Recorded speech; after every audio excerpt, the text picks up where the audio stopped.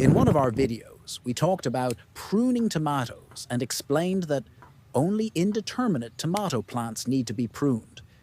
These are the kinds of tomato plants that keep growing taller and keep producing fruits throughout the season.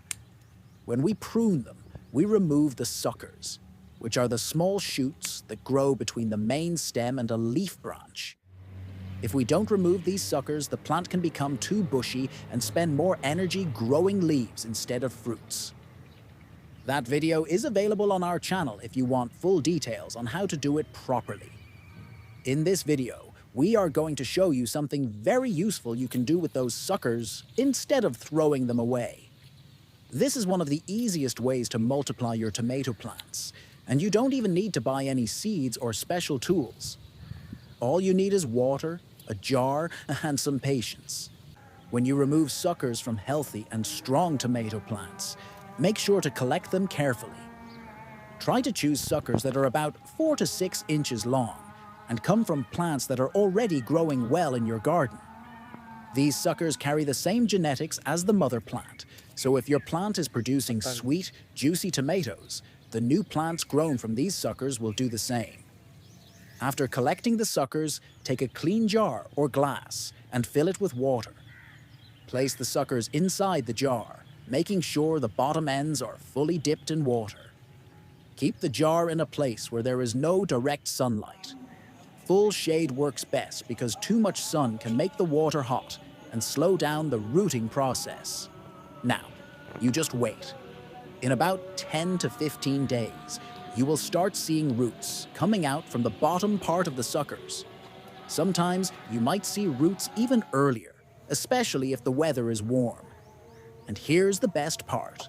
We didn't use any rooting hormone or special powder, just plain water and some patience. Once the roots are about an inch or two long and look strong, it's time to plant them in the ground.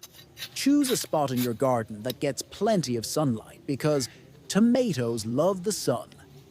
Dig a small hole in the soil, deep enough to hold the roots and the bottom part of the sucker. Before placing the sucker in the hole, add a handful of compost or worm castings to give the young plant a strong start by providing natural nutrients. Gently place the rooted sucker into the hole, cover it with soil, and press around it lightly to make sure it's stable.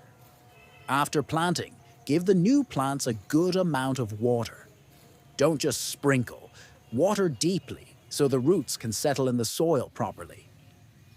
Keep an eye on the plants for the next few days. You may see some leaves droop a little at first, but that's normal as the plant is just adjusting to the new environment. Within a week or so, the new tomato plant will stand tall and begin to grow like any other tomato plant. This method is great for gardeners who want to grow more plants without spending any extra money.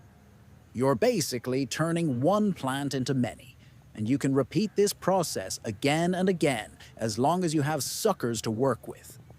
It's also a good way to grow tomatoes in waves, so you don't end up with all your fruits ripening at the same time.